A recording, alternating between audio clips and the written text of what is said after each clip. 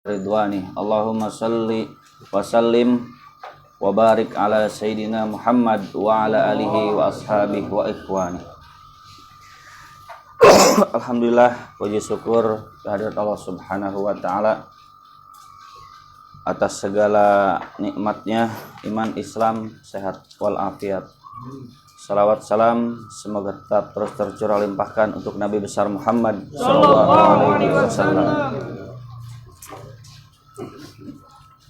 Alhamdulillah, berkat rahmat, taufik, hidayah dan dari Allah Subhanahu wa taala, di malam hari ini kita bisa berkumpul dalam rangka thalabul ilmi. Menuntut ilmu agama itu wajib bagi muslim dan muslimat, sejak dari lahir sampai masuk liang lahat.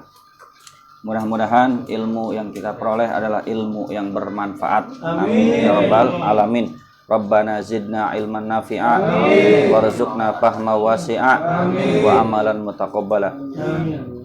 Ya Allah, lindungi kami dari ilmu yang salah. Amin. Lindungi kami dari amal yang salah. Amin. Lindungi kami dari niat yang salah. Amin. Rabbana taqabbal minna salatana wa siyamana wa ruku'ana wa ta'abbudana wa takhassu'ana wa tammim taksirana ya Allah ya arhamar rahimin. Rabbana atina fid dunya hasanah wa fil akhirati hasanah wa qina azabannar.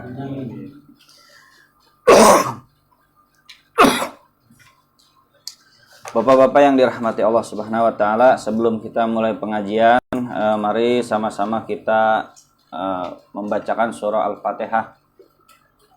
Yang pertama, kita membacakan surah Al-Fatihah untuk Sayyidina Muhammad sallallahu alaihi wasallam, ila hadratin nabiyyi Muhammadinil Mustafa. Al-Fatihah. A'udzu billahi minasyaitonir rajim. Bismillahirrahmanirrahim. Alhamdulillahi rabbil alamin arrahmanir rahim. Maliki yaumiddin. Iyyaka na'budu wa iyyaka nasta'in. Ihdinas siratal mustaqim. Siratal ladzina an'amta 'alaihim ghairil maghdubi 'alaihim waladdallin. Summa ila jami'i ahlil kubur minal muslimin wal muslimat wal mu'minin wal mu'minat al ahya'i minhum wal amwat. Al-Fatihah. A'udzu billahi minasyaitonir rajim. Bismillahirrahmanirrahim. Alhamdulillahirabbil alamin arrahmanir rahim maliki yaumiddin. Iyyaka na'budu wa iyyaka nasta'in. Ihdinas siratal mustaqim. Siratal ladzina an'amta 'alaihim ghairil maghdubi 'alaihim waladdallin. Amin. Summa khususan ila almarhum Radi Kurniawan bin Sukrama. Al-Fatihah. A'udzu billahi minasyaitonir rajim. Bismillahirrahmanirrahim. Alhamdulillahirabbil alamin arrahmanir rahim maliki yaumiddin. Iyyaka na'budu wa iyyaka nasta'in. Ihdinas siratal mustaqim. Siratal ladzina an'amta 'alaihim ghairil maghdubi 'alaihim waladdallin.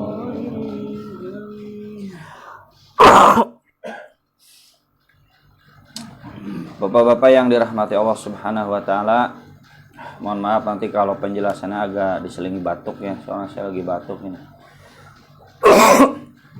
Malam ini kita akan membahas tema waris ya. Jadi sekalian mengulang ya bagi bapak-bapak yang memang sudah pernah belajar waris. Jadi kita mengulang, tidak ada salahnya untuk menguatkan ingatan kita.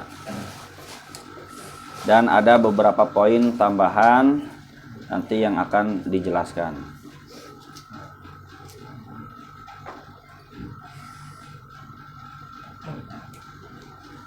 Ini gangguan.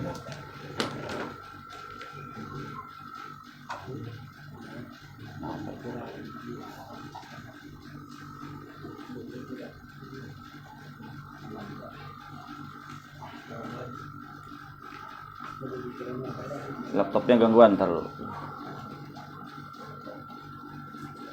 Kenapa ini? Laptopnya malah gangguan.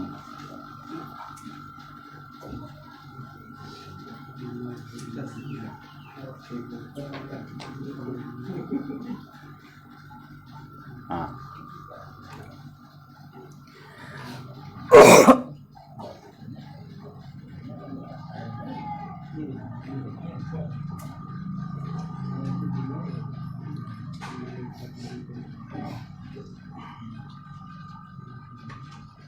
Saya kasih mukadimah dulu ya, nggak langsung ke PDF itu, Pak. Itu PDF yang tambahannya itu.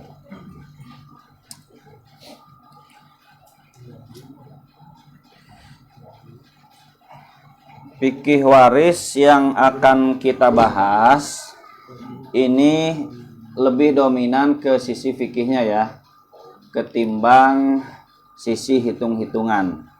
Nanti kita juga akan hitung-hitungan, tapi itu hitung-hitungan bisa pakai kalkulator.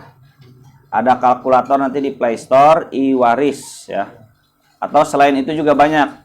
Jadi hitung-hitungannya bagi yang tidak mahir matematikanya bisa pakai kalkulator untuk hitung-hitungannya. Nah, ini kita lebih dominan ke sisi fikihnya. Ke sisi fikihnya. Sebenarnya kajian waris itu kalau mau lengkap itu bukan 1, 2, 3 pertemuan, bukan. Itu bisa lebih dari 5 pertemuan. Satu pertemuannya itu bisa 3 jam. Dan itu per hari. Jadi 5 hari berturut-turut. Sebab kalau keselang seminggu keburu lupa, apalagi sebulan. Jadi 5 hari berturut-turut 3 jam kali 5 hari itu bisa kita belajar fikih waris secara sempurna. Tapi kalau hanya seminggu sekali, misalkan hanya 4 pertemuan seminggu sekali, itu paling gambarannya saja. Walaupun gambaran, tapi sangat bermanfaat. Yang terpenting kita paham dasar fikih warisnya, dan kita juga nanti bisa menghitung waris secara mandiri. Cuma bapak-bapak udah pernah diajarkan ya hitung waris secara mandiri ya. Jadi kalau ada kasus udah bisa. Cuman ini kita menyegarkan kembali ingatan kita tentang fikihnya. Nah, ini perlu diluruskan ya. Pemahaman waris ya. Yang dimaksud bagi waris itu sebenarnya bukan soal jual-jual aset, bukan. Jual-jual aset itu nggak masuk fikih waris. Jual-jual aset itu masuknya teknis. Apakah dijual, apakah nanti saudara yang akuisisi aset, ataukah dipecah sertifikat. Nah, itu teknis. Teknis itu nggak masuk ranah fikih. Bapak-bapak bisa lebih tahu, atau notaris bahkan yang lebih tahu gimana nih cara ngejual aset, cara mecah sertifikat, cara bikin dokumennya masing-masing kepemilikan. Itu urusannya notaris, bukan urusan ustadz. Kalau ustadz tuh lebih ke fikihnya gitu. Jangan tanya saya gimana ustadz cara mecah sertifikatnya, saya nggak tahu gitu. Jangan tanya saya ini harganya berapa kira-kira, ustadz nggak tahu, saya bukan makelar saya. Ya, jadi jangan salah paham. Bagi waris maksudnya itu menetapkan nilai kepemilikan. Jadi masing-masing ahli waris itu dapat jatah berapa. Nah itu kan tahapannya begini. Pertama ahli waris ini mana ini deh. Pertama pewaris wafat. Kayaknya nggak usah nulis ya, kelamaan ya. Pewaris wafat. Kedua, harta pindah milik. Nah, tulis deh ini poinnya nih. 3, menentukan jatah. 4, menerima harta waris. Nah, tahapannya 4, Pak. Pertama apa? Pewarisnya. Jadi bicara waris itu bicara orang yang meninggal. Nggak bisa kita bicara waris tapi nggak ada yang meninggal. Misalkan udah curhat sama Ustadz dari pagi sampai siang gitu, nyeritain konflik keluarganya. Terus Ustadz teh mau ngomong keburu dipotong terus sama si ibu-ibu itu. Si Ustadz nanya, maaf Bu, yang meninggal siapa? Nggak ada Ustadz, nggak ada yang meninggal. Berarti dia cuma nyeritain apa? Konflik rumah tangganya gitu. Bukan bicara waris gitu. Mungkin bicaranya bicaranya sengketa hibah gitu. Jadi kalau bicara waris itu harus ada orang yang meninggal. Pertama pewaris wafat. Nah, ketika pewaris wafat, harta itu masih milik almarhum. Masih milik almarhum. Bisa berpindah ke nomor 2, harta pindah milik ke ahli waris. Nah, jika sudah dilunasi hutang. Jadi ketika almarhum wafat mah, harta warisan tuh belum pindah, Pak. Masih miliknya dia. Nah, setelah hutangnya, biaya-biaya jenazah, ya, keperluan mayit diselesaikan, dituntaskan, baru harta itu pindah jadi milik ahli waris. Nah, yang ketiga, menentukan jatah ahli waris. Wafat, dibayar hutang, langsung harta warisan itu pindah jadi ahli waris. Jadi milik ahli waris. Lalu yang ketiga, tahapan yang ketiga yaitu menentukan jatah masing-masing ahli waris. Berapa nih jatahnya ahli waris masing-masing? Sesuai ketentuan ilmu faraid. Kan istri dapat 1/8. Suami dapat 1/4. Anak laki-laki asobah sisa. Anak perempuan kalau 1/2. Dan lain sebagainya. Itu harus ngapalin itu mah. Nggak bisa cuma denger-denger doang. Jatah-jatah warisan suami, istri, kalau punya anak, kalau nggak punya anak, itu ngapalin.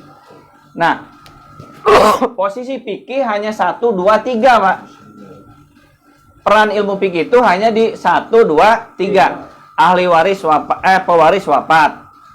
Lalu dibayarkan hutang-hutangnya. Warisannya pindah milik jadi milik ahli waris. Terus yang ketiga, tentukan jatah masing-masing ahli waris. Oh, kamu dapat 1/2, oh kamu dapat 1/8, oh kamu dapat 2/3. Nah, tergantung ahli warisnya siapa, tergantung yang meninggalnya siapa, meninggalkan ahli waris siapa. Nah, ini wilayah ranahnya ranah fikih. Adapun pencairan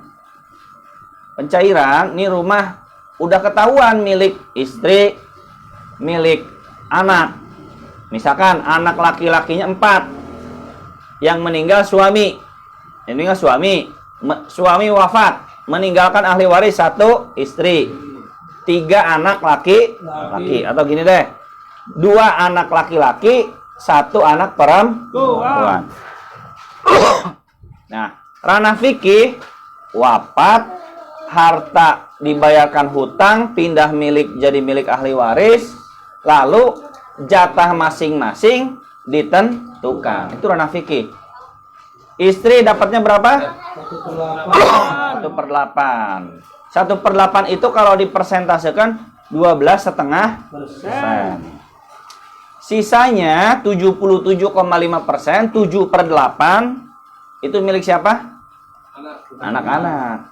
Jadi misalkan si suami itu wafat punya hartanya rumah. Bukan rumah ini sih gitu. Kalau rumah ini yang wafatnya udah ketahuan. bukan Pak Anjar, tenang. Harta warisannya rumah ini. Maksudnya rumah, sorry salah sebut. Harta warisannya rumah.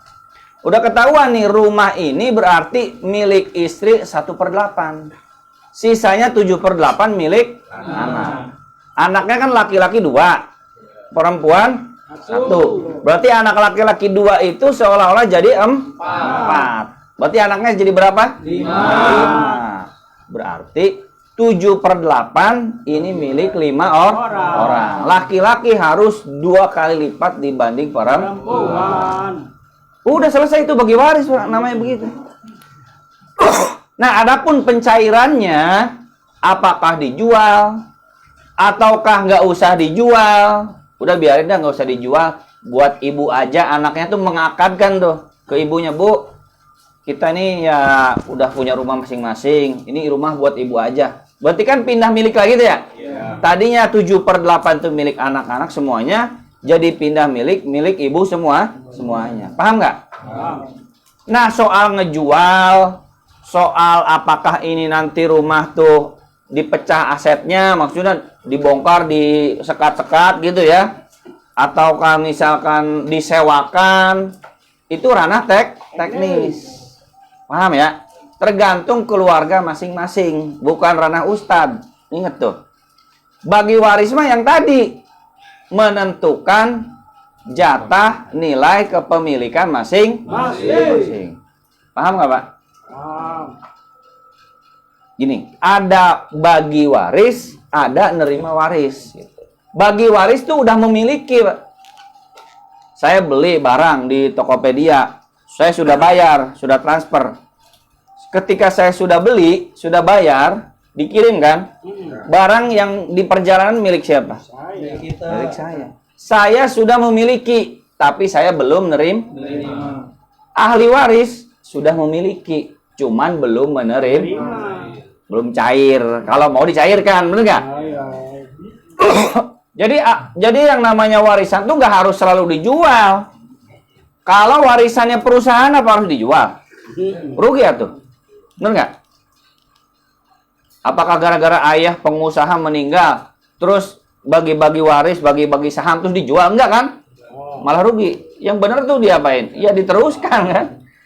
Dari saham itu nanti dapat untung. Gitu. Jadi jangan tanya Ustadz cara ngejualnya, cara mecah sertifikat. Nanya Ustadz mah berapa bagian jatahnya masing-masing. Gitu. Atau ini sudah pindah milik atau belum? Itu tanya fikih, baru tanya Ustadz. Gitu.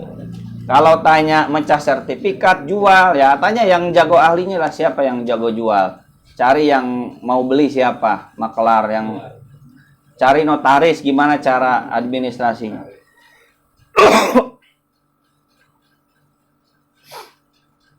Nah, memang orang kadang mikir begini, nggak ngerasa dapat jatah warisan gitu ya, karena belum dapat duitnya kan. Nah, tapi memang kewajiban dalam Islamnya hanya sampai situ. Orang sering salah paham, nganggapnya waris itu, harta warisan itu harus dijual. Salah paham. Enggak harus dijual. Cukup nilai saham ke pemilik. Paham ya, Bapak-bapak ya? Itu mobil gimana mobil? Ya mobil gampang kayak tadi lagi. Boleh per item atau secara total. Mobilnya misalnya Fortuner, berarti istri dapat 1/8 gitu lagi. 7/8 milik anak laki-laki 2 orang, anak perempuan 1 orang. Cuma anak laki-laki seolah-olah jadi 4. Biar 2 kali lipat. Itu di Fortuner, paham? Itu sawah yang di Telaga Sari.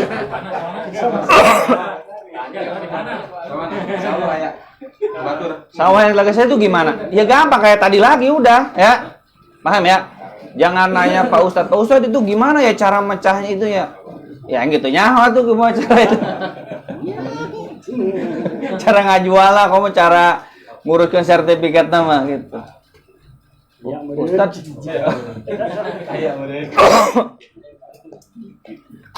Kamu boga hutang kabang mah cara ngalunasan kabang kumaha Ustaz? Mah bayar lah.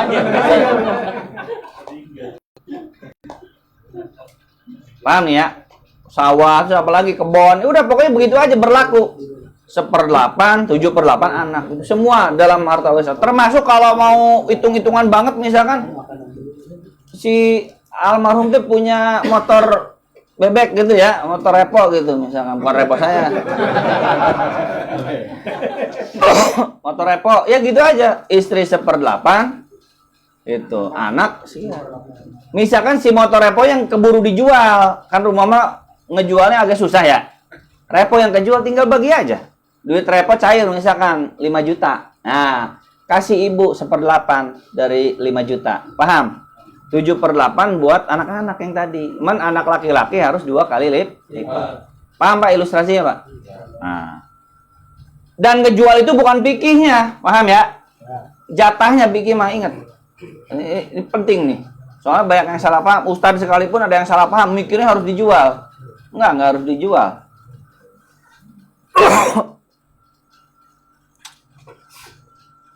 Nah, urusan bagi waris itu bukan cuma urusan bagi harta. Bagi waris itu urusannya melaksanakan perintah Allah Subhanahu wa taala. Jadi ini jangan salah paham, dianggapnya kita nih ngajarin bagi-bagi harta. Bukan soal itu sebenarnya mah. Kita melaksanakan perintah Allah. Allah Subhanahu wa taala memerintahkan kita agar kita membagi waris sesuai ketentuan Allah. Nah, itu yang kita kejar tuh ridho Allahnya, melaksanakan perintah Allahnya. Bukan berebut hartanya, bukan.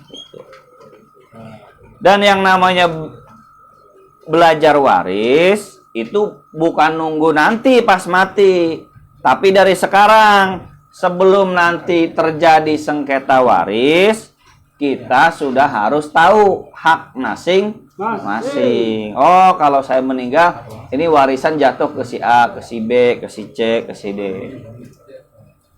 Kalau seandainya saya mati, oh saya nggak punya warisan karena sebelumnya harta saya sudah dihibahkan. Nah, ada 3 hal nih yang perlu dipahami ya. Ada hibah, ada wasiat, ada waris. Coba apa bedanya? Hibah apa? Pemberian harta seseorang ketika dia masih hidup. Ketika masih hidup itu namanya hibah. Pindah miliknya kapan? Saat itu juga hibah. Kalau wasiat, pemberian seseorang ketika masih hidup namun digantungkan kepada kematian. Ngasihnya waktu hidup, cuman pindah miliknya ketika mati. Bentar, saya bedakan ya satu-satu, takut pada lupa nih. Terus kalau waris apa? Pindahnya harta karena kematian pewaris. Kalau hibah nih, seorang ayah ngomong ke bapaknya, nih motor buat kamu. Ngasihnya ketika kapan? Hidup. Pindah miliknya kapan? Kalau bapaknya mati itu motor dibagi waris ya? Enggak. Sebab motor itu sudah bukan miliknya bapak, sudah bukan miliknya pewaris. Dan ingat, yang namanya pewaris, yang memberi waris itu nggak harus selalu orang tua ya. Bisa jadi kalau kita mati anak, berarti kita juga jadi pewaris. Bapak jadi ahli waris. Cuman kan umumnya yang jadi pewaris itu siapa? Orang tua kan? Kita umumnya anak itu jadi ahli waris. Tapi kalau ada yang mati duluan silakan gitu. Ya berarti jadi pewaris. Bapaknya yang masih hidup jadi ahli waris. Nah, semua harta yang sudah diberikan semasa hidup ya, berarti sudah pindah milik. Kalau orang tua mati, berarti bukan harta warisan. Bapak saya punya rumah, punya duit tabungan, punya sawah. Ketika masih hidup sudah dihibahkan ke anak-anaknya semua. Rumah udah dikasihin ke ini. Motor udah, mobil udah, nih, kebun udah, sawah sudah. Nah, tua saya wafat, yang nggak ada bagi waris. Kenapa? Ada hartanya. Karena sudah tidak ada hartanya. Harta yang sudah jangan dihitung warisan. Nah, cuman banyak itu harta hibahnya itu tidak ada saksi, tidak ada dokumen. Paham ya? Bapaknya ngasih ke anak pertama, ini rumah buat kamu ya. Rumahnya misalnya ada 3, atau kontrakan ada 10 misalkan rumahnya ya. Enggak, biar berantem satu aja rumahnya dah. Bapaknya lagi sayang-sayangnya sama anak pertama, bilang, ini rumah buat kamu ya, bapak kasih. Gitu. Nah, adiknya, saudaranya yang lain nggak tahu. Nah, kata anak yang pertama, itu sudah dihibahkan ke saya. Kata anaknya yang lain, nah, mana buktinya? Mana saksinya? Nah, di situ ribut. Kenapa? Hibahnya benar, memang hibah. Cuman masalahnya hibahnya tanpa saksi, tanpa dokumentasi. Akhirnya ahli waris yang lain nggak percaya. Nggak percaya. Mana buktinya? Bapak memberikan rumah ini ke kamu. Mana buktinya? Nggak ada hitam putih di atas materai, nggak ada. Nah, itu yang. Tapi kalau hibahnya ada saksi, ada bukti, ada dokumentasi, dipanggil semua ahli waris, kasih tahu yang lain. Ini bapak punya sawah ini ya.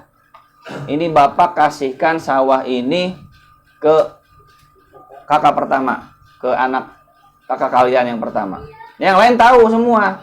Nah, berarti ketika bapaknya wafat, harta itu tidak dibagi waris. Berarti harta yang dibagi waris, harta yang masih jadi milik almarhum.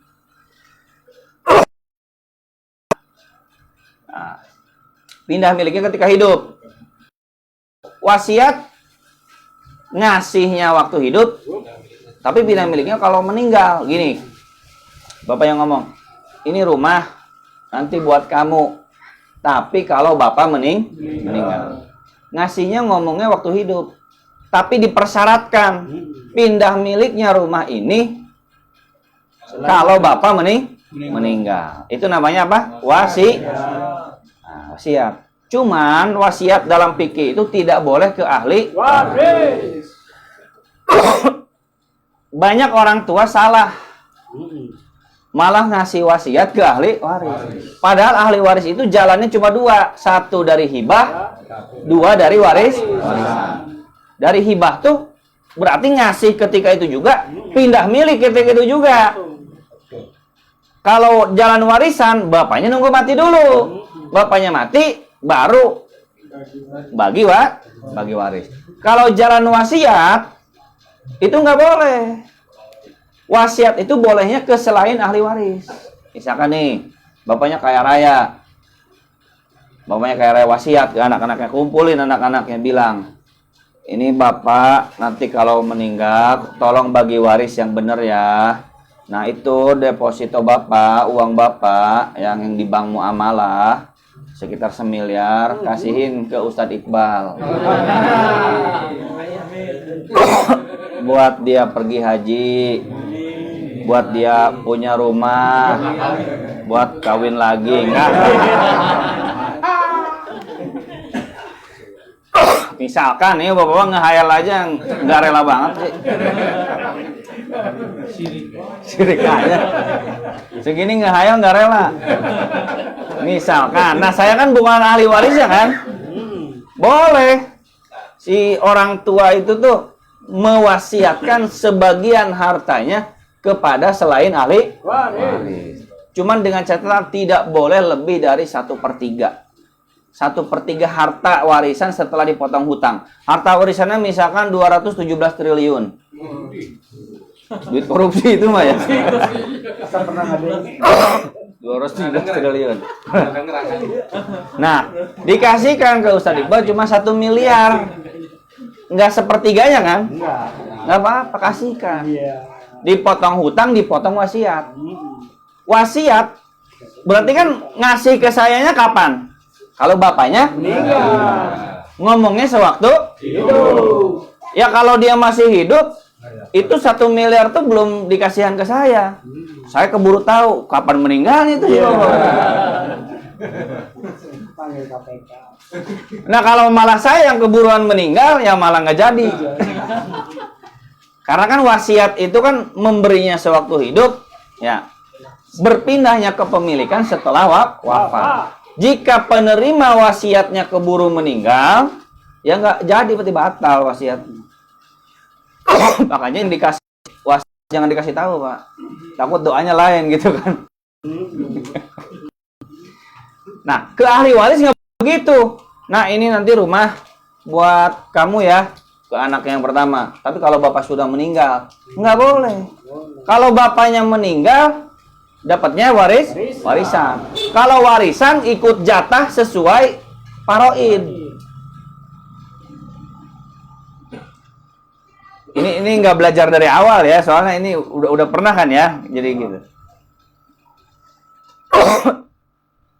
Kalau meninggal bapaknya, maka masuknya ranahnya ranah faraid. Si anak belum tentu dapat satu rumah ini, dapat sesuai jatahnya. Bisa dapatnya sekian persen, tergantung kayak tadi. Berarti kan si rumah ini kalau meninggal bapaknya kan ibunya 1/8. Ya. Anaknya 3, laki-laki semua misalkan. Berarti kan dipotong 1/8 dulu, sisanya 7/8 dibagi 3. Paham nggak? Nah, kalau warisan begitu. Kalau hibah bisa sepenuhnya. Hibah itu boleh sepenuhnya. Jadi ke waktu bapaknya masih hidup bilang, nih semua buat kamu rumah, boleh. Kalau jalan hibah, cuman harus pindah kepemilikan ketika itu juga. Kalau jalan wasiat, itu nggak boleh. Nggak boleh. Kenapa nggak boleh? Karena ahli waris itu sudah dapat di jalan warisan. Dan juga dapat bisa di jalan hibah. Sok saya bedakan lagi ya. Hibah, ngasihnya waktu hidup, pindah miliknya waktu hidup. Benar-benar pindah milik, Pak. Kalau cuma ngomong doang, Bapak belum nerima, berarti itu belum hibah, itu namanya janji hibah itu. Bapaknya bilang, itu mobil buat kamu lah ya, silakan tuh, ambil aja. Tapi anaknya belum nerima-nerima juga tuh, Pak. Kuncinya belum diserahin-serahin juga. Itu bukan hibah namanya, janji hibah. Janji hibah bukanlah hibah. Samperin bapaknya, Pak mana katanya mau ngasih mobil. Oh iya nih kuncinya. Diterima, udah sah pindah milik. Nama yang di BPKB, di STNK itu tidak menunjukkan kepemilikan dalam fikih. Dalam fikih itu kepemilikan itu pindah karena hibah, karena akad. Kalau soal nama yang tertera di STNK, BPKB itu soal apa? Soal administrasi. Kan bisa saya beli motor orang tanpa saya balik nama gitu kan? Bisa. Secara fikih bisa. Gitu. Saya bayar. Deal. Motornya sudah jadi milik saya walaupun belum saya ganti nama. Gitu. Jadi kalau hibah tuh harus pindah milik ketika itu juga, harus diterima. Ada serah terima ketika itu juga. Kalau cuma ngomong doang belum diterima berarti bukan hibah. Janji hibah namanya. Gitu. Nah, orang nggak bisa ngebedain mana hibah, mana janji hibah. Janji hibah. Gitu. Nah, terus wasiat. Wasiat itu ngasihnya sewaktu hidup. Maksudnya ngomongnya, ngasihnya tuh ya. Ngomongnya sewaktu hidup. Cuman pindah miliknya nanti dipersyaratkan jika orang tuanya wafat. Berarti kalau belum wafat, belum pindah milik. Masalahnya, wasiat tidak boleh kepada ahli waris. Paham ya? Nah, kalau warisan, harta yang ditinggal mati oleh pewaris. Harta murni milik dia. Nah, ini itu dasarnya dulu ya. Biar ingat itu dulu, biar nggak lupa. Kalau itunya lupa nanti yang lainnya juga lupa, bingung.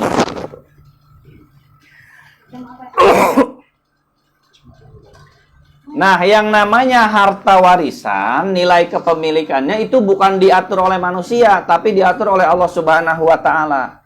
Dan kita sebagai umat Muslim wajib menerima, Pak. Nggak boleh nolak, Pak. Ketentuannya kan dalam Quran kan lizzakari mislu hazil unsayain. Bagi laki-laki itu 2 bagian dibanding perempuan. Itu ketentuan Al-Quran yang begitu, Pak. Kenapa? Karena laki-laki itu nanggung nafkah, Pak. Yang menanggung nafkah perempuan. Sedangkan perempuan walaupun kaya tidak wajib menafkahi. Istri walaupun kaya raya, dia tidak wajib menafkahi suaminya yang miskin.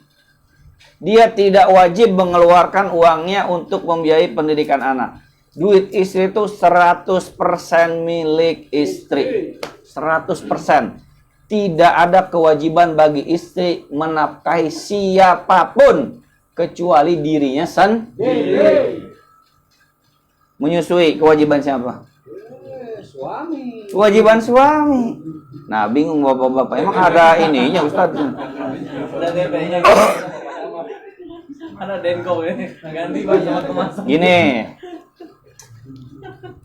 Kewajiban menafkahi anak tanggung jawab siapa? Suami. Istri. Ya cuman bapak-bapak salah pilih istri kalau minta diupahin mah gitu. Tapi secara fikihnya ya, istri itu tidak wajib menyusui anaknya.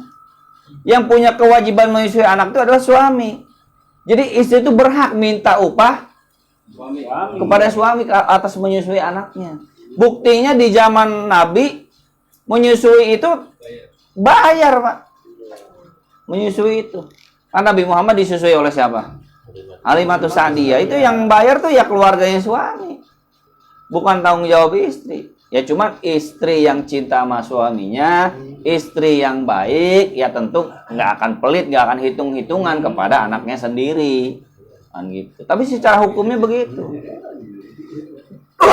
Nah, maksud saya, ya, si suami, ya, walaupun si suami miskin ya, si suami miskin, itu istrinya kaya, istri itu tidak wajib menafkahi suami.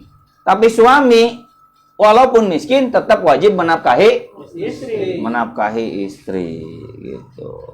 Jadi kadinya dia di mana teh awalnya? Istri. Oh.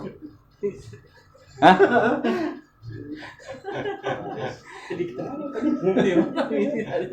Kumaha bitin teh Pak Podeh jadi. Oh iya, bagian laki-laki lebih besar daripada perempuan. Kenapa? Karena laki-laki itu menafkahi. Jadi pohon saya itu. Jadi melebar. Nah, belajar waris itu hukumnya fardu kifayah. Mengamalkannya fardu ain. Belajarnya fardu kifayah, tapi ngamalin prakteknya itu fardu ain. Maksudnya pas ngamalinnya, pembagian jatah warisannya itu harus sesuai faraid. Ya berarti tinggal nanya Ustadz gitu ya. Ustadz, ini bapak saya meninggal. Ahli warisnya A, B, C, D. Bagian jatahnya berapa masing-masing Ustadz? Kan dia nggak harus belajar kan? Ya. Tinggal nanya Ustadz. Meraktekinnya fardu ain. Sendiri masing-masing. Masing-masing setiap orang wajib. Belajarnya fardu kifayah. Paham nggak Pak nih Pak? Ya bapak-bapak nggak harus paham semua waris, nggak harus. Walaupun nggak paham waris, tapi pas prakteknya nanya Ustadz, gimana cara bagi warisnya? Kata Ustadz begini, laksanakan seperti itu sesuai faraid. Kalau bagian ibu 1/8, 1/8, nggak boleh lebih. Boleh lebih itu nanti jalurnya jalur hibah. Terima dulu duitnya. Ibu 1/8, ini kalau dicairkan ya. Ibu kasih 1/8, anaknya sisanya 7/8 dibagi anaknya berapa tuh? Kalau kata anaknya, ibu kasihan dapat sedikit. Silahkan uang yang sudah diterima oleh anak-anaknya diberikan kepada ibu. Jangan langsung dari awal langsung buat ibunya semua, paham nggak? Harus dijalankan dulu faraidnya, gitu. Ya. Nah, jadi belajar waris fardu kifayah, mengamalkannya fardu ain. Dan ini hukumnya wajib Pak, dosa Pak kalau nggak mengamalkannya Pak. Nah. Terus syarat warisan. Yang pertama hartanya harta halal. Wajib harta halal. Bukan harta yang masih sengketa dan jelas milik almarhum. Ya, milik almarhum sendiri. Tidak tercampur harta yang lain. Jadi kalau almarhum meninggal tuh cek dulu ini hartanya halal nggak. Kalau almarhum hasil korupsi hartanya, ya berarti nggak ada bagi waris. Keluarkan dulu harta korupsinya. Kalau almarhum hartanya dari hasil riba, mayoritas ulama bilang disedekahkan, Pak, bukan dibagi waris. Ini almarhum semasa hidupnya kerja di lembaga riba nih. Harusnya bukan bagi waris. Bagi ke masjid. Sedekahin. Cuman ada ulama, harta haram itu ada dua. Ada harta haram yang didapat karena saling ridho. Ada harta haram yang didapat karena zolim. Harta haram yang didapat karena zolim wajib dikembalikan. Karena zolim itu korupsi, nipu, ya, judi, mencuri. Nah itu karena zolim. Wajib dikembalikan. Nggak ada bagi waris. Tapi kalau harta haram karena saling ridho, nah riba itu masuknya bab harta haram saling ridho. Karena bapak-bapak pinjam duit ke bank ridho kan? Ridho. Nggak dipaksa kan? Enggak. Apply pay letter, Shopee pay letter, GoPay, apalagi? Sok sebutin. Shopee Pay. Aku laku kredipo. Tahu Ustaz. Pinjol Ustaz, kami pinjol. Ustaznya download udah dia mah. Pinjol semua Ustaz. Nggak ada yang maksa kan? Ada yang maksa nggak? Ya makanya harta riba itu masuknya harta haram saling ridho. Dan harta haram yang didapat saling ridho masih boleh kita terima. Tapi kalau harta haram karena zolim, nyuri, nyopet, nyolong, itu nggak boleh diterima. Misalnya ada orang traktir kita teman, kita tahu itu hasil nyolong, kita tahu ya, maka nggak boleh kita nerima. Traktirannya nggak boleh. Tapi kalau dia harta haramnya hasil kerja di lembaga riba, dia traktir kita, ya masih boleh gitu, Pak. Masih boleh. Kenapa? Karena harta haramnya hasil saling ridho. Nah, jadi ketika bagi waris itu dipastikan dulu, Pak, hartanya harta halal. Bukan harta yang masih sengketa. Dan hartanya harus milik sendiri itu. Kalau ayah yang wafat, berarti harta yang dibagi hartanya siapa? Ayah. Bukan hartanya ibu. Perjelas dulu, ini rumah milik ayah apa milik ibu? Konsep rumah tangganya dari sekarang dibenahi, Pak. Mana harta suami, mana harta istri. Misalkan nih, bapak saya wafat. Misalkan, ya. Berarti kan yang dibagi waris hartanya siapa? Harta bapak saya. Telusuri, yang hartanya bapak saya yang mana? Dicek nih. Kebun milik ibu saya. Rumah milik ibu saya. Motor milik ibu saya. Mobil milik ibu saya. Bapak saya apa? Kolor doang. Misalkan gitu. Ya berarti nggak ada bagi waris sudah. Paham ya? Kenapa harta ibu nggak dibagi waris? Ya kan ibu masih hidup. Paham? Atau sebaliknya. Ternyata ini yang wafatnya ibu, ya, wafat ibu. Ternyata semua rumah, mobil, motor, sawah, Pertamina, Pertamini, gitu kan. Itu milik ayah. Ibu tuh ya ibu rumah tangga aja, cuma paling punya kalung emas 20 gram. Nah itu berarti yang dibagi waris cuma itu doang, Pak. Masalahnya rumah tangga di Indonesia itu nggak bisa ngebedain mana harta suami, mana harta istri. Ini bukan ngajarin, Ustaz ini ngajarin emangnya mau cerai, Ustaz mau pembagian harta gono gini. Saya bukan ngajarin mau cerai, bukan. Sekarang lagi akur aja, seolah-olah protes sama omongan saya gitu. Nah, Ustaz gak bener nih katanya. Masa kayak mau cerai aja katanya ngomongin begitu. Iya lagi akur, ntar mah kalau lagi berantem gitu pasti kepikiran gitu. Harus diperjelas, Pak, rumah milik siapa? Milik suami apa istri? Suami. Berapa persen milik suami? Semua. Wah.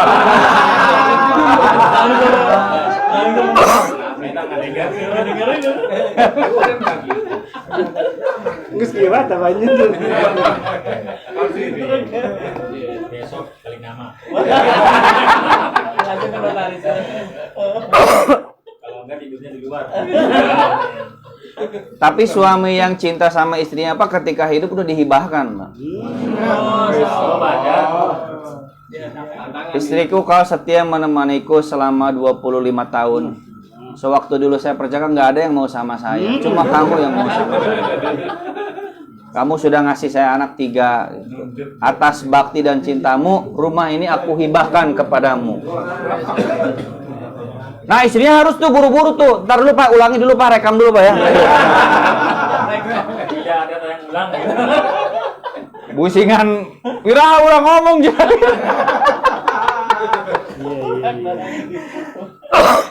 Direct. Iya. Ini mah maksud saya tuh biar hibah tuh berkekuatan gitu Pak ya. Kan kalau ngomong doang kan saling lupa kan. Kapan gua ngomong katanya enggak gitu kan. Apalagi kalau lagi berantem. Gitu. Nah dicatat, tunggu dulu Mas ya, direkam dulu, tanda tangan Mas. Tanda tangan. Besoknya langsung istrinya buru-buru balik nama gitu. Kawin deui. Gitu istrinya kawin deui ya nyesel. Oh, kolor.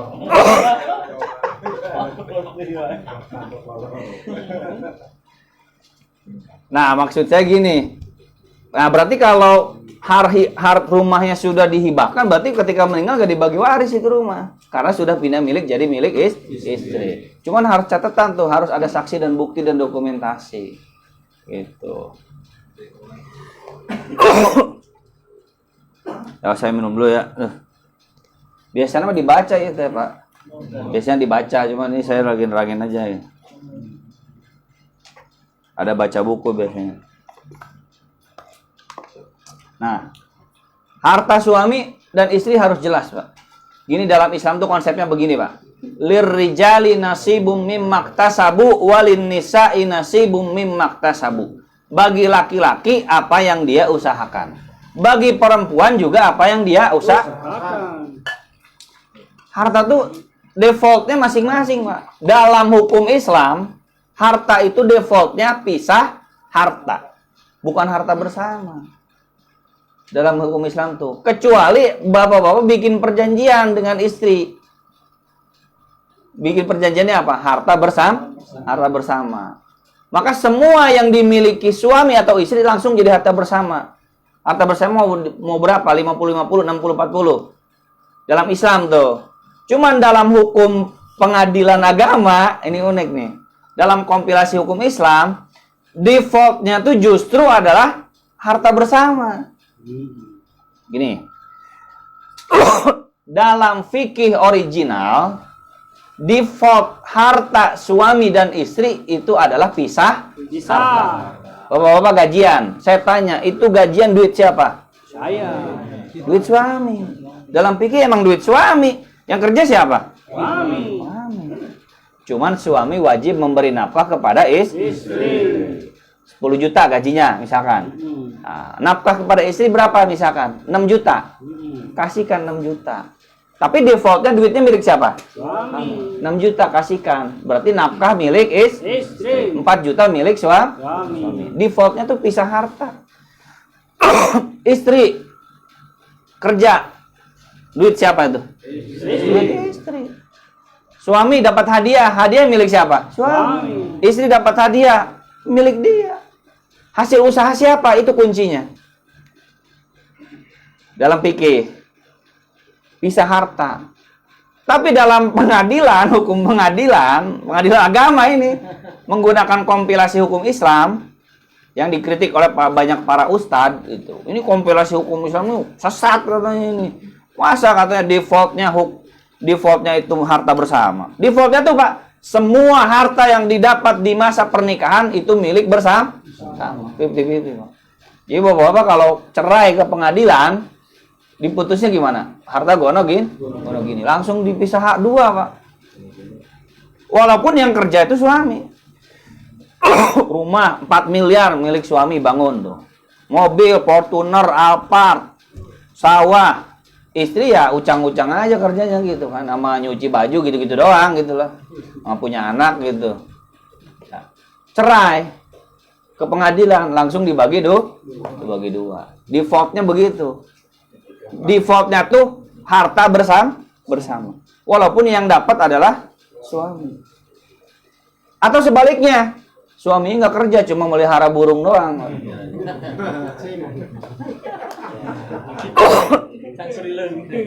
Cuma melihara burung doang suaminya. Istrinya duitnya banyak. Hartanya didapat di masa pernikahan.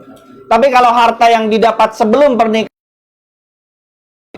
tapi kalau yang didapatnya di masa pernikahan terhitung sejak akad, saya terima nikah dan akad nikahnya binti ini sah. Sejak detik itu dapat duit, dapat hadiah, gaji, bonus. Itu langsung jadi milik bersama. Si suaminya untung itu, Pak. Diuntungkan kalau cerai mati atau cerai hidup tuh. Bagi dua. Nah, dalam Islam ini kezoliman. Kenapa kezolimannya? Gimana ceritanya? Orang yang berusaha, yang dapat duit dia, yang kerja dia, kok tiba-tiba jadi milik berdua? Paham nggak? Saya misalkan habis ngajar, dikasih amplop misalkan 500.000, gitu kan? Habis khutbah dikasih amplop 500.000. Duit siapa itu? Ya duit saya. Kenapa tiba-tiba jadi apa? Jadi milik bersama. Gara-gara apa? Gara-gara uang ini didapat di masa pernikahan. Ini kan jolim, Pak. Ya cuma kan kalau ibu-ibu dengar begini kan ibu-ibu kan setuju tuh katanya. Coba kalau dia di pihak dia yang dapat duitnya kan, suaminya nggak kerja, si istri yang dapat duit. Tidak bisa. Kata istri nggak bisa katanya. Ini tiba-tiba jadi milik suami berdua kan gitu ya. Jadi yang benar itu dalam Islam, Pak, dalam fikih defaultnya suami dan istri itu pisah harta. Defaultnya dalam fikih. Tapi dalam hukum pengadilan defaultnya adalah harta bersama. Nah, ketika ada yang wafat salah satu, perjelas. Ini yang wafat hartanya mana? Ya. Yang wafatnya ibu, berarti hartanya harta ibu yang bagi waris. Harta ayah. Kalau ayah wafat. Jadi bagi waris itu kita 2 kali, Pak. Kalau ibu wafat bagi waris, kalau ayah wafat juga bagi waris. Paham ya? Nah, harta yang jadi warisan itu harta yang dimiliki saat masih hidup. Harta yang dimiliki saat masih hidup. Bukan yang sesudah kematian. Nah, santunan kematian itu bukan harta warisan. Kenapa? Karena dimilikinya sesudah almarhum meninggal. Orang-orang pada datang, pada takziah, pada ngasih uang, terkumpullah 10 juta. 10 juta itu bukan harta warisan. Kenapa? Karena didapatnya setelah wafat. Ya namanya warisan mah ketika saya hidup, saya punya harta itu, saya mati. Nah, itu duit warisan. Kalau saya mati, saya baru dapat duit. Nah, itu bukan duit warisan. Kecuali duit tabungan saya. Saya waktu jadi karyawan dipotong. Buat jam sostek ya. Buat apa lagi? JHT. Nah, itu duit saya sewaktu masih hidup. Cuman cairnya ketika wafat, berarti masih warisan. Gitu. Nah, sekarang soal menunda pembagian waris. Menunda bagi waris itu dalam Islam nggak boleh. Kenapa nggak boleh? Khawatir nanti timbul banyak masalah. Banyak masalah, contoh-contohnya, Pak. Waktunya nggak cukup, Pak. Kalau ditunda tuh, pertama, bisa jadi rumahnya itu keburu rusak. Bener gak kan? Bisa jadi keburu dikuasai oleh orang lain. Bisa jadi ada ahli waris yang keburu meninggal. Belum bagi waris, ahli warisnya udah meninggal. Nah, nanti masalahnya akan ruwet. Menunda pembagian waris itu dilarang. Yang harus itu secepatnya. Cuman yang nomor 4 menerima duit nih. Itu bebas ini. Mau 10 tahun, 20 tahun bebas. Yang wajib itu nomor 3, menentukan jatah kepemilikan warisan. Bapak kita mati.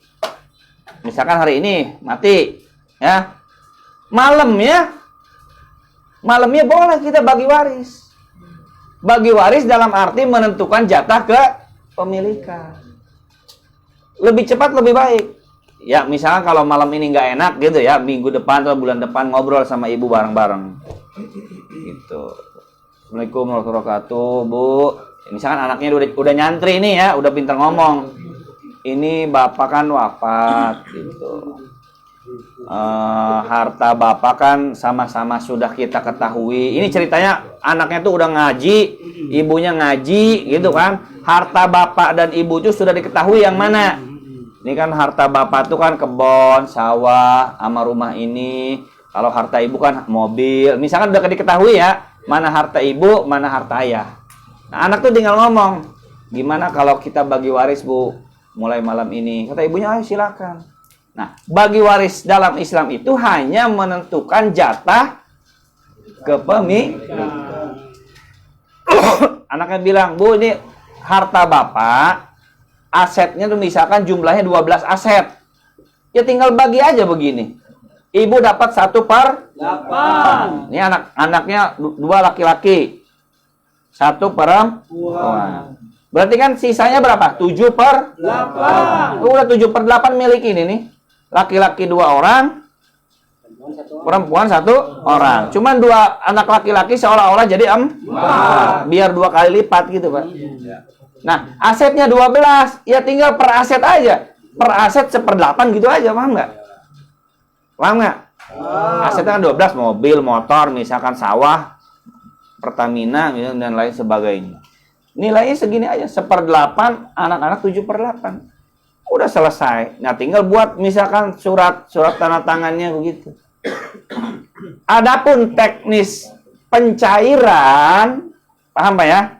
Itu urusan teknis. Jangan tanya Ustaz. Paham gak nih? Nah, yang nggak boleh ditunda itu apa? Pembagian jatah. Kalau menunda ini boleh, sebenarnya boleh. Kenapa? Karena kan terlalu teknis kan. Soal ngejual kan belum tentu ketemu musuhnya ya. Bener nggak? Ya kata Ustaz nggak boleh nunda-nunda. Ya kalau belum ada yang cocok harganya masa mau dijual paksa? Bener nggak? Masa mau dijual paksa dalam setahun? Bener nggak? Ya. Ini harganya lagi kurang bagus, makanya tunggu nanti deh tahun depan, 2 tahun ke depan nih rumah dijual. Boleh dijual, boleh enggak? Atau begini teknisnya nih, misalkan ini kan rumah 7/8 milik anak-anaknya tuh. Ya. Kata anak-anak yang butuh duit nih, bayarin deh bagian gua, paham nggak? Ya. Nah, misalkan dalam satu mobil kan ibunya milik 1/8. Tinggal bayarin emak ya, jatah emak di mobil Fortuner ini 1/8. Nih saya bayarin dah, paham nggak? Bayarin emak duit 1/8. Nah, saudara-saudaranya yang lain bayarin lagi. Berarti kan mobil Fortuner miliknya dia full semua. Berarti aset itu sudah cair tuh. Khusus untuk mobil doang, paham ya? Nah, untuk aset-aset yang lain ya tergantung teknis aya duitnya gitu. Kapan ketemu musuh yang jualnya, yang mau beli yang gitu. Nah, yang nggak boleh nunda itu nunda dalam pembagian jatah warisan. Adapun menerima harta waris itu teknis. Boleh ditunda, boleh enggak. Cuman sebaiknya tetap secepatnya. Khawatirnya tuh keburu ada yang meninggal. Cuman kan sebenarnya nggak masalah walaupun ada yang keburu meninggal, asalkan tercatat ya. Oh, jatahnya masih ada, cuman belum nerima gitu kan. Kan tinggal diteruskan ke anak-anaknya gitu kan. Paham Bapak-bapak ya? Seperti halnya kita jual beli. Gini, jual beli itu kan ada memiliki, ada menerima. Memiliki belum tentu menerima. Tapi yang namanya menerima sudah pasti memiliki. Benar nggak? Jual beli itu kan pindah milik. Gini. Jual beli itu memindahkan kepemilikan. Kalau nerima itu mindah resiko. Gitu. Saya beli motor papahan, saya bayar dari sekarang, udah milik saya Pak. Kalau saya bayar di sini nih, motor udah milik saya. Tapi kalau motornya rusak sebelum saya terima, resikonya masih ditanggung papahan. Jadi yang namanya nerima itu memindahkan resiko. Kalau jual beli itu memindahkan kepemilikan. Nah, jatah waris itu memindahkan ke pemilikan. Adapun pencairan, nah berarti itu soal teknis, memindahkan resiko. Maksudnya kalau udah diterima sama saya ya udah, saya udah nggak ada tanggung jawab lagi gitu kan, selesai. Wallahu a'lam Bisawab. Nah itu singkatnya Pak ya. Sebenarnya masih panjang Pak penjelasannya Pak, masih banyak. Tadinya mau baca PDF-nya cuman kayaknya nggak cukup gitu. Nah barangkali ada pertanyaan, satu aja pertanyaan kalau udah malam. Dua pertanyaan aja. Ada pertanyaan Pak?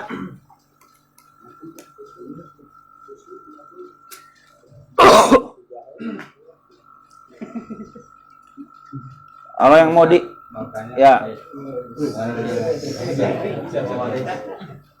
Motor ini Ustaz, dia di masa hidupnya itu dia diasuh oleh cucunya, diasuh sama dirawat sama cucunya. Nah, dia meninggal itu secara warisan tidak ke ahli warisnya, ke anaknya atau ke cucunya yang dirawat itu. Oke, bagusnya pertanyaan. Maksudnya nambah materi penjelasan. Ini kalau kajiannya panjang, maksudnya berhari-hari gitu ya, itu bisa sampai ke materi penjelasan itu. Gitu. Ini banyak yang belum disampaikan Pak ya. Nah pertanyaan ini menambah penjelasan. Warisan itu bukan soal siapa yang berjasa Pak, bukan soal siapa yang paling dekat. Hibah itu siapa yang paling dekat. Hibah. Saya punya anak 3, yang satu baik banget, yang 2 bandel, tukang kabur dari rumah, tukang minum, tukang wah macam-macam lah gitu ya, nggak berbakti sama orang tua. Itu hibah bisa menentukan. Ini anak yang paling baik, saya kasih hibahnya banyak. Ya wajar kan? Hibah itu berdasarkan like dislike, suka dan tidak suka. Ya kalau anaknya yang satu bandel, yang satu baik. Cuma kalau anaknya baik semua, hibah itu wajib adil. Kalau nggak adil, dosa itu Pak. Dilubain abnaikum, berlaku adillah kalian terhadap anak-anak kalian. Nabi Muhammad pernah nolak persaksian hibah yang nggak adil. Ada sahabat datang kepada Nabi, ya Rasulullah, saksikanlah saya telah menghibahkan tanah ini kepada anak saya. Nabi nanya, anak kamu yang lain dikasih nggak? Enggak, cuma ini doang yang dikasih. Saya nggak mau jadi saksi, kata Nabi. Balikin lagi katanya. Harus adil. Dalam hibah. Hibah itu urusannya suka dan tidak suka. Bisa begitu. Bisa. Wajar kalau begitu tuh. Karena kan orang tua kan pasti ada yang lebih condong gitu kan ya. Tergantung bakti kalau hibah tuh bisa begitu. Nah kalau waris mah nggak ada soal bakti Pak. Mau anaknya bandel, mau anak durhaka. Yang penting dia anak sah, hasil pernikahan, anak kandung, nasabnya tersambung ke bapaknya, ya maka dia berhak jadi dapat warisan. Walaupun anaknya bandel. Anak yang bandel sama anak yang baik, jatah warisannya kalau laki-laki sama. Apalagi cucu. Cucu itu bukan ahli waris utama. Kalau ada anak, berarti kan kakek maksudnya gitu kan? Kalau anaknya masih hidup, yang dapat warisan ya anaknya. Bukan si cucu. Si cucu nggak dapat warisan. Dapatnya jalur hibah. Jadi tenang, nggak dapat warisannya kan kakeknya waktu hidup masih bisa ngasih Fortuner, ngasih SPBU gitu kan. Ngasih Indosat gitu kan. Paham ya? Seandainya si nenek itu atau kakek itu dia wasiat ke cucu itu jatuhnya ke cucu apa ke Nah, udah wasiat gitu. boleh wasiat ke cucu karena cucu itu walaupun ahli waris dia terhalang oleh anak. Boleh. Jadi sebenarnya begini Pak, orang wasiat itu orang pelit Pak. Kayak tadi, masa mau ngasih ustadz semiliar aja nunggu mati gitu Pak. Ustadznya kan nungguin tuh kapan mati Pak Haji Anu gitu, nggak mati. Tapi itu tidak terbukti Ustaz. Terbukti Jadi, gimana? Omongan bahwa itu cucu dapat wasiat bahwa nenek akan wasiatin tanah sekian. Tidak terbukti itu maksudnya gimana? Saksi. Ya iya, nah itu masalahnya. Masalah, ya kalau terbukti wasiat harusnya ditunaikan. Cuman kan duitnya gede, ya pasti ahli waris yang lain nanya, mana buktinya, mana saksinya. Gitu. Kalau cuma 10.000 mah nggak mungkin kan ditanya. Ini kakek berwasiat ngasih 20.000 ke cucu. Wah udah kasih aja dah katanya. Yang ngasihnya masalah 20 juta, 200 juta gitu Pak. Jadi kalau nggak ada bukti, nggak ada saksi, ya wajar anak-anak yang lain tuh nolak. Iya. Wajar nolak dikeluarkan wasiat itu karena nggak ada buktinya. Khawatirnya kan bohong kan? Bener nggak? Kayak orang nagih utang, misalnya bapak kita meninggal, tiba-tiba ada orang nagih utang, berapa 2 juta artinya bapak kita pakai utang. Mana buktinya? Mana saksinya? Ya nggak bisa main dibayar-bayar aja. Ya kalau cuma 20.000 udah bayarin aja dah, gitu kan? Ya kalau gede, gitu. Maksud saya gini, jika benar terbukti wasiat, ada saksi, ada bukti, maka bisa, bukan wajib ditunaikan ke cucunya dengan catatan tidak lebih dari 1/3. Kenapa ke cucu boleh? Karena cucu itu ahli waris yang terhijab. Dia terhijab oleh siapa? Oleh anaknya, anak laki-laki terutama. Nah, kalau ada anaknya, berarti kan ada bapaknya si anak itu. Yang nggak dapatnya dari jalur wasiat. Kalau kakeknya meninggal, atau ngapain sih pakai wasiat-wasiat segala? Waktu hidup aja ngasihnya, ibahin. Jadi kalau ada orang tua pakai wasiat-wasiat segala, kemungkinan pelit itu, Pak. Bilang aja, "Beh, kalau mau ngasih mah jangan pakai wasiat-wasiat segala. Saya mah ahli waris, nggak boleh nerima wasiat. Udah kalau mau sekarang aja, hibah." Jadi mungkin gini Ustaz, itu maksudnya wasiat itu karena dia udah berjasa dalam merawat masa hidupnya gitu mungkin. Iya, paham. Makanya kalau yang bener mah harusnya bukan wasiat. Hibah. Kan duitnya udah ada kan? Ya kecuali duitnya belum ada, baru nanti adanya. Ya kalau duitnya udah ada, sekalian aja deh hibah waktu hidup. Gitu. Paham? Jadi warisan tuh bukan soal urusan jasa. Oh ini saya anak bungsu loh. Waktu bapak sakit tuh saya yang ngurusin bapak. Harusnya saya yang dapat warisan lebih banyak. Enggak begitu, Pak. Walaupun anak yang lain pada durhaka, ini anak ini berbakti sama bapak ibunya. Terus pas bapak ibunya meninggal minta jatah warisannya paling gede. Nggak bisa. Nggak bisa. Warisan itu tidak mengenal like dislike. Warisan itu tidak mengenal jasa. Warisan itu hanya mengenal satu agama. Agamanya yang penting sama-sama muslim. 2, dia bukan pembunuh pewaris. Nggak bunuh pewarisnya, bukan yang bunuh bapaknya.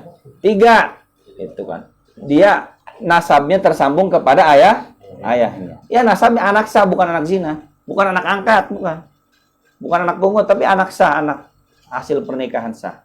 Udah yang penting itu urusan bakti, tidak berbakti itu urusan hibah, Pak. Gitu. Ada lagi? Satu lagi.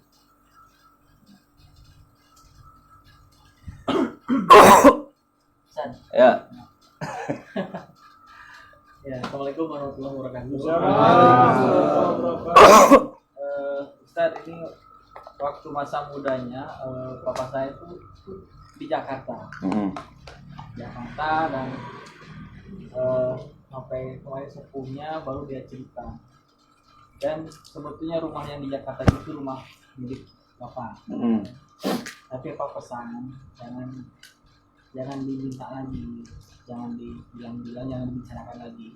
Karena dari awal itu memang bapak yang bayar di rumah itu.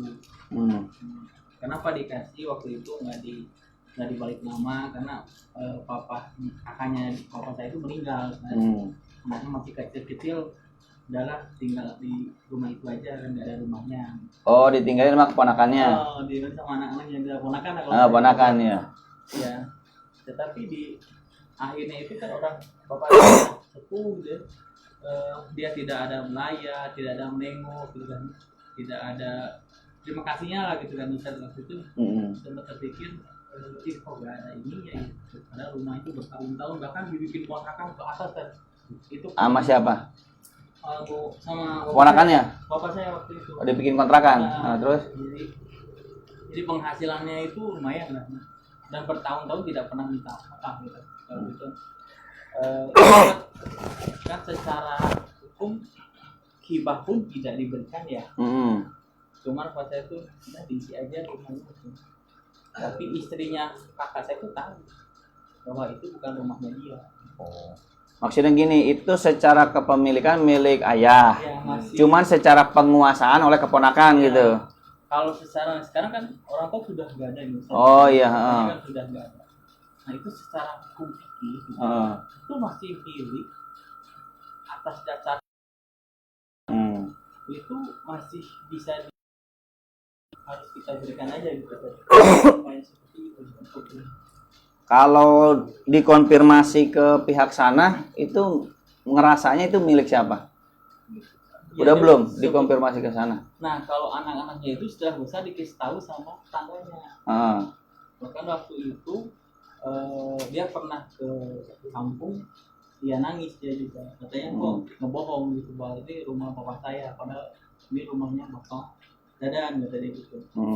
Cuman ibu saya kan baik sama bapak pun oh enggak itu bapak kamu itu kata dia kayak gitu entar. Tapi udah besar kan dia sebenarnya udah banyak yang ngomong Pak. Itu rumah. Kayak gitu gimana tuh dijelaskan secara hukum fikihnya gitu. Ya. Itu karena masalahnya sejak awal tidak jelas akadnya. Tidak jelas akadnya apakah menghibahkan, apakah meminjamkan. Kan orang tua sama anak sering terjadi nih. Orang tua ngomong sama anak nih ya. Dah, rumah itu pakai aja. Pakai aja. Ini rumah pakai aja. Nah, kata anak yang nempatin rumah itu, pakai itu maksudnya apa? Minjemin apa ngasih ini? Ngasih. Tapi bapaknya belum tentu ngasih ya. Bisa jadi maksudnya apa? Minjemin. Pas bapaknya meninggal, anaknya yang lain kan nuntut bagi waris. Tuh rumah itu bagi waris, Kang, gitu kan. Ini kan rumah ayah. Kata anak yang pertama nih, enggak, ayah dulu bilangnya pakai aja. Kata anak yang lain, ini maksudnya minjemin apa ngasih? Apa ngasih? Nyatanya tuh ke kuburan, bangun dong. Ini yang bener tuh pinjemin apa ngasih nih? Ini anak-anak jadi ribut nih, gitu. Gitu. Anaknya yang nempatin pasti ngerasanya itu ngasih. Tapi anak yang lain ngerasanya itu minjemin bapak itu. Kalau minjemin kan berarti bagi waris ya. Kalau minjemin berarti kan dibalikin kan? Balikin jadi warisan kan. Kalau itu dikasih ya berarti bukan warisan kan. Udah dihibahkan sewaktu hidup. Nah sama kasusnya begini juga. Ke keponakan suruh nempatin gitu ya. Bertahun-tahun. Nah si keponakan itu khawatirnya merasa itu jadi miliknya. Apalagi udah direnovasi gitu ya. Ditempatin bertahun-tahun. Khawatirnya ada dua kemungkinan. Pertama benar dihibahkan. Bisa jadi dihibahkan. Cuman hibah tanpa saksi, tanpa bukti. Bisa jadi begitu. Atau kemungkinan yang kedua, nggak pernah dihibahkan. Diminjemin doang. Nggak enak sama saudara, mau diambil lagi. Udahlah tempatin aja. Minjemin sebenarnya. Nah, ketidakjelasan itu terbawa sampai mati. Ya harusnya yang paling berhak ditanya tuh ya orang tua kita memang gitu. Nah ketika kita sudah kejadian seperti ini, ya kita lebih baik ikhlaskan aja Pak. Ikhlaskan aja. Sebab kita mau nuntut secara hukumnya juga kan nggak ada bukti gitu. Kecuali kita mau ngurusin ke pengadilan, berkas-berkasnya itu masih atas nama siapa tuh. Jadi kalau saran saya dari pihak kita nih, ya Pak Dadan nih, diikhlaskan aja. Diikhlaskan, anggap sebagai sedekah, barangkali itu mengalir pahalanya buat orang tua.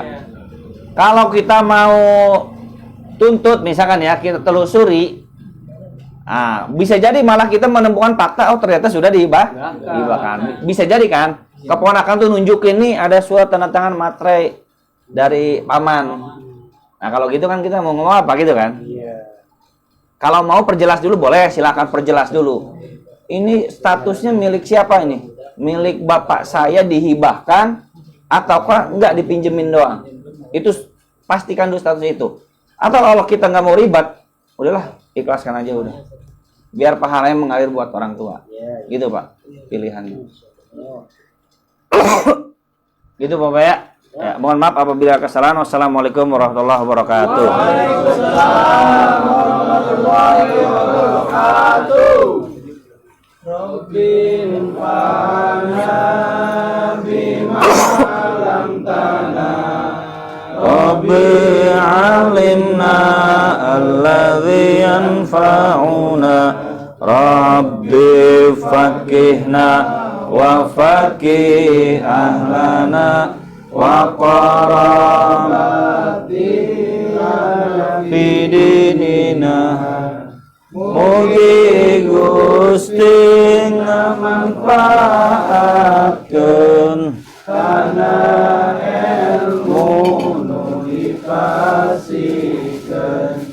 Mugi Gusti ngawurukeun kana ilmu pimanfaateun. Mugi Gusti masihan paham ka abdi jeung ka ahli abdi, ka baraya baraya abdi.